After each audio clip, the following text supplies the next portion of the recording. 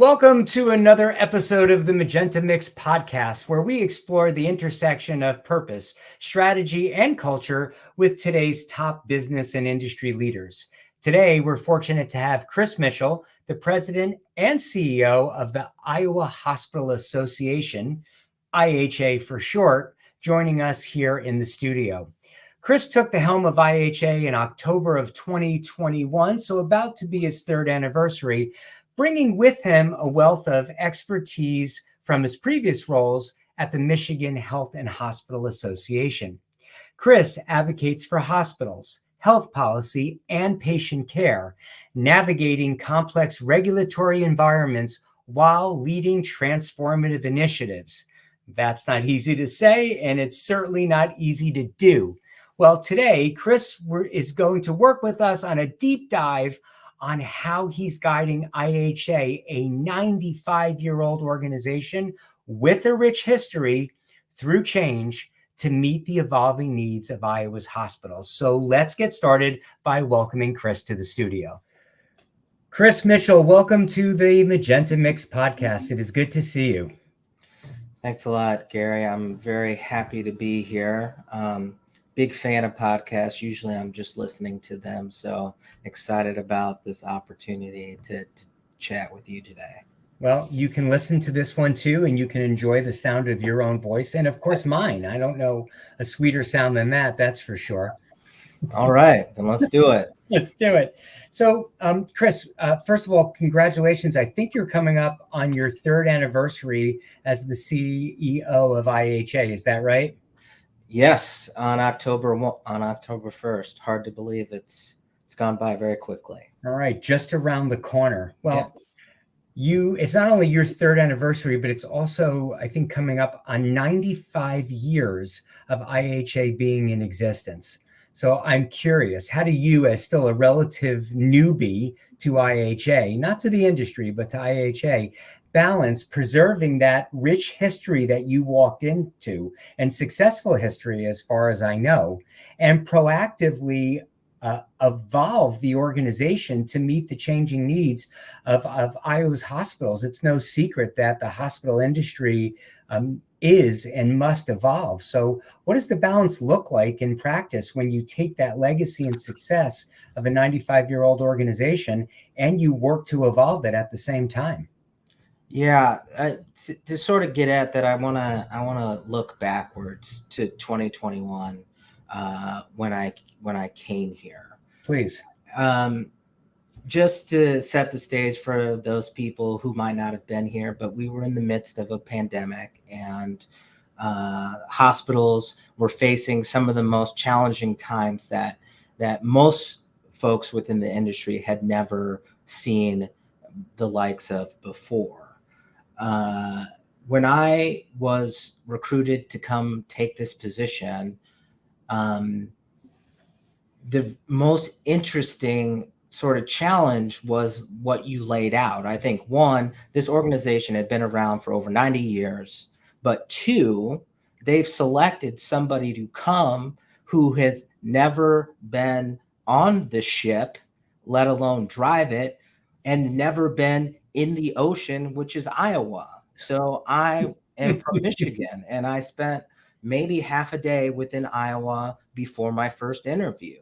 So to me, there was a desire to change, but certainly not to change everything in an organization that has had so much success.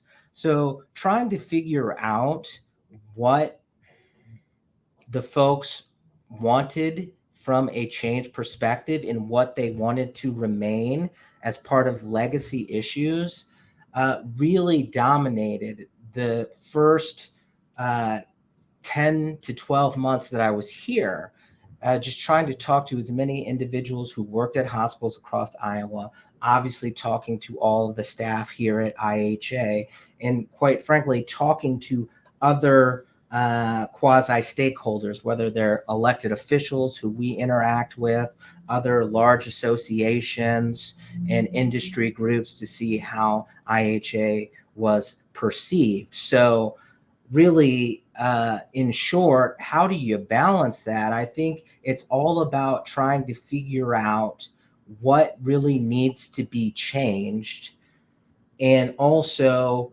trying to maintain those things that are that have made us successful over those years. And I think being very intentional in talking to folks, whether that's members, whether that's the staff, about the good things they are doing, and saying, hey, this change here is only going to make everything that you do even better. Yeah. Let me unpack a little bit about what you said. You said a lot. The first thing I heard is, well, they clearly wanted change to happen because they hired somebody externally. And that's in all respect to your internal team. And those people have been there for a long time, but they hired externally versus internally, they being the board. So that indicates, yeah, they're looking for change. And then they went out of state. It's the Iowa Hospital Association, and they went out of state. So both of those things, I think, would send a message. And then I also heard you just say that for you, this may have been a good to great story because the association was doing a lot of things well. You identified that. But what else would you have identified in the IHA's current state? And so, on this podcast, we talk about purpose and strategy and culture. When you were evaluating that current state, when you came in, what opportunities did you see for change? Yeah, I think the biggest opportunity from my perspective is, by nature, we are responders, right? And so our members pick up the phone, call us, say, hey, IHA, we need your help with X. How can you support us with that? And then we do our best to respond to them as quickly as possible to continue to drive that value proposition to our members, which is they pay dues to be part of our organization. What am I getting for that? Could you give our listeners and viewers, Chris, an idea of we respond to X? What's a few examples of what X would be? Okay, sure. Here's an example. Here's a real world example that I've dealt with this week, right? I get a call from a hospital saying, hey, there's another hospital in our region that we're having some difficulties with, in whether that be patient transfers or sharing of resources. Can you engage and help us? So mediate. Yeah, I wouldn't even call it really mediation. I would say continuing to be a connector. Sure. Leveraging the relationships that we have as the IHA to each of the individual hospitals to drive them together to have a candid conversation on how to improve things. I think that's one. Another example would be, hey, this new regulation is overly burdensome. Yeah. And how can we work together, whether that's calling our state or local lawmakers, working to inform policymakers about this, and trying to come up with a solution. Sure. Would be another example of that. All right. Thank you for going down that side road with me. So where you were going was, we are basically responders at IHA, and we're talking about really how you've evaluated IHA's current state when you think about strategy, purpose, culture. Yeah.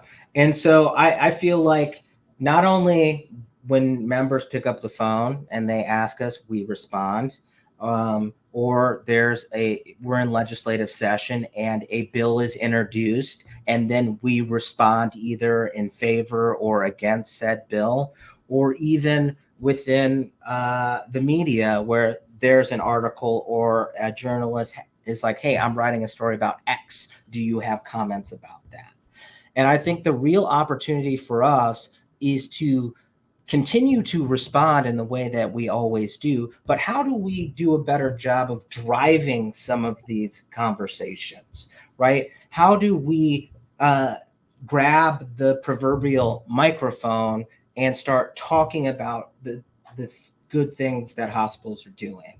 Or how do we collaborate with lawmakers on the front end before session, before the idea is crystallized, and really provide input on, hey, these are the things that you should be focused on. These are the things that would benefit your local hospital. So moving from a responding to leading and responding model, I think, is the greatest opportunity for us. All right. So what I just heard is that this is an and. You absolutely don't want to waver in your commitment, what I'm hearing from you, Right. in responding and doing so quickly and effectively.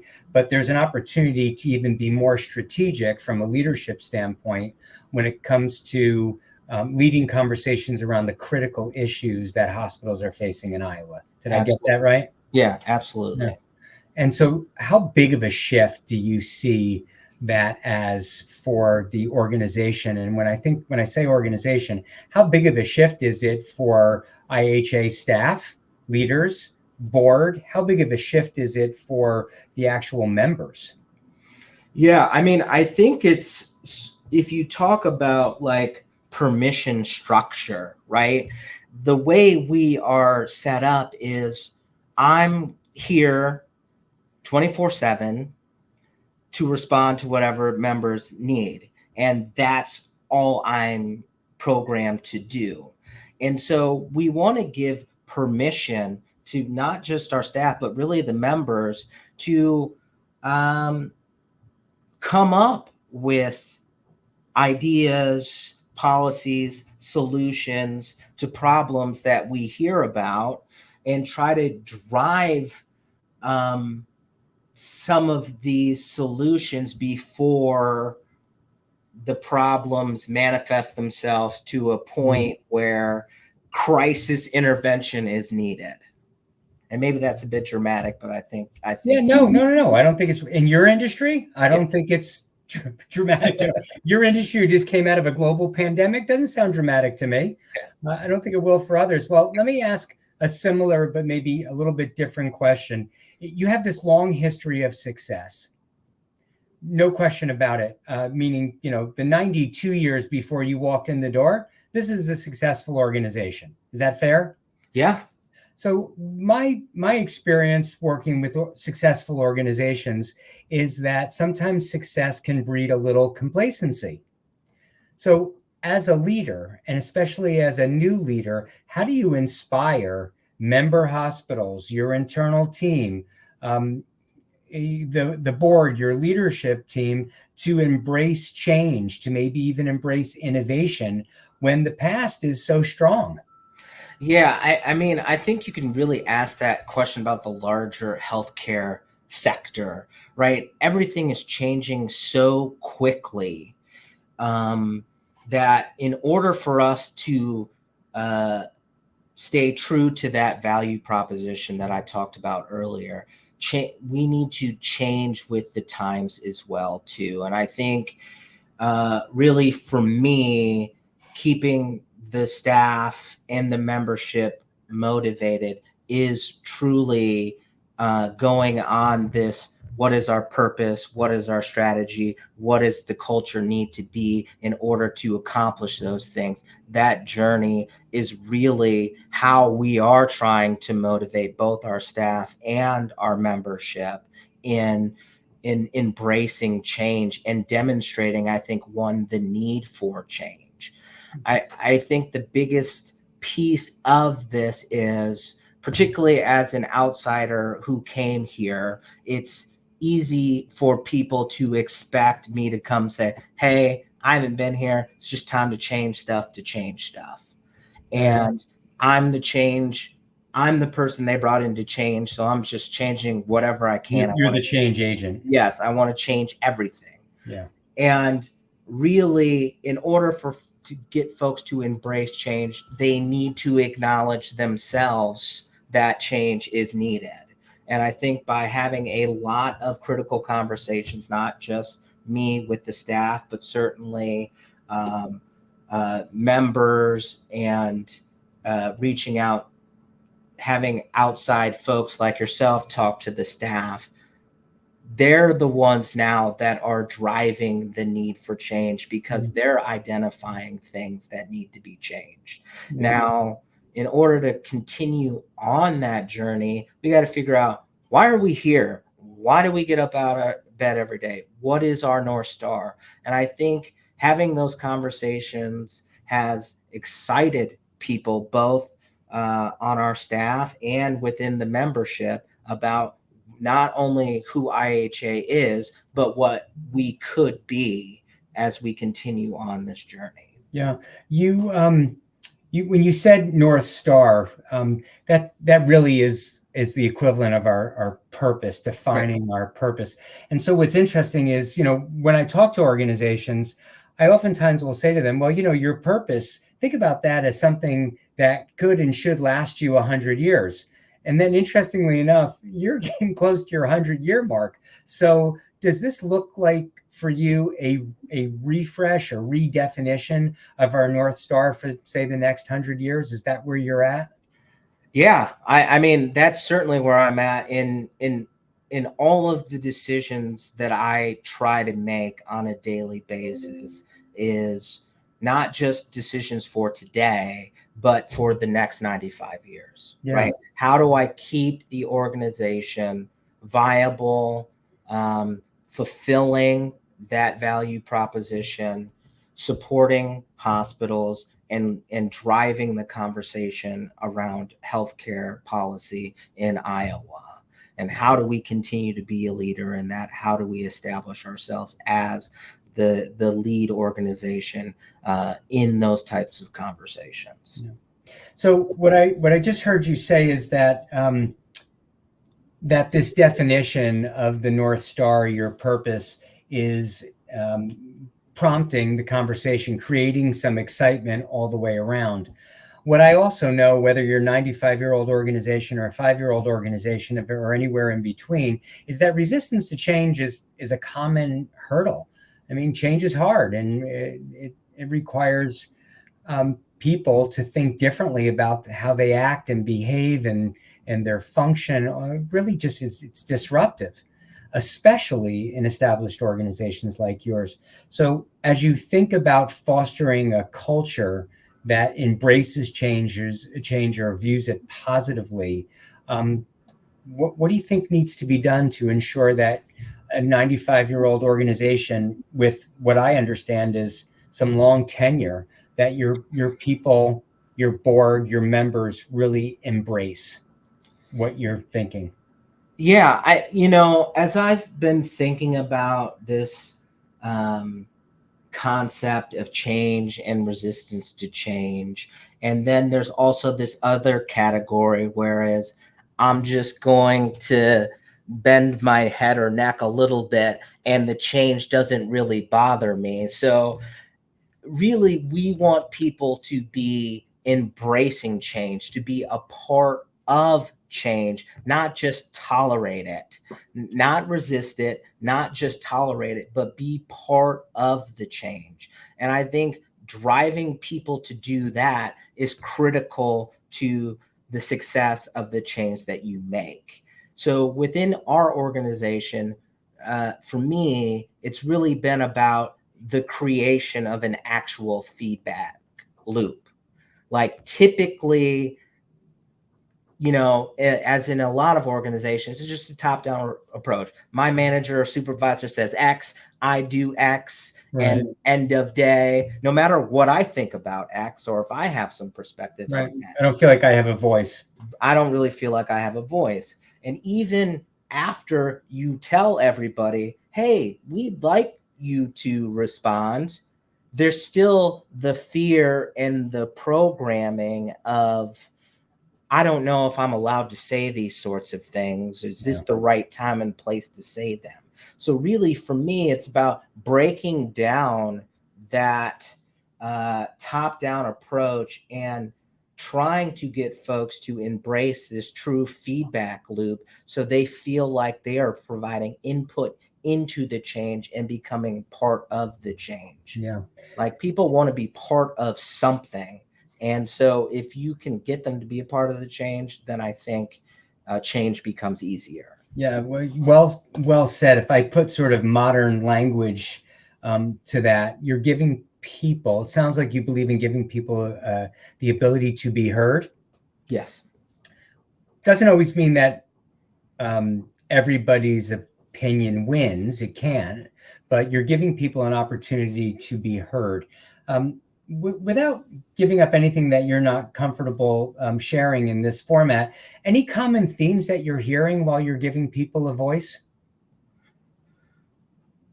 Yeah, I mean, I think the biggest thing is doubt, right? I mean, I feel some individuals feel like it's almost a trap. And it's like, oh, if I say really what's on my mind, then it turns into some gotcha moment. Or if I say something that Chris or the team doesn't like, then their tune will change immediately and say, oh, yeah, we said that, but we didn't think you were going to say that. And because you've said that, you were punished. So it's really about creating the environment, really, to quote the movie Old School, create the trust tree and the nest where people feel like they can say what's on their minds and be a part of the solution. Yeah. So as you were telling that tidbit, that story, I wrote trust on my notepad here in big letters and underlined it 4 times. So you just described that you have to build trust around change. Yep.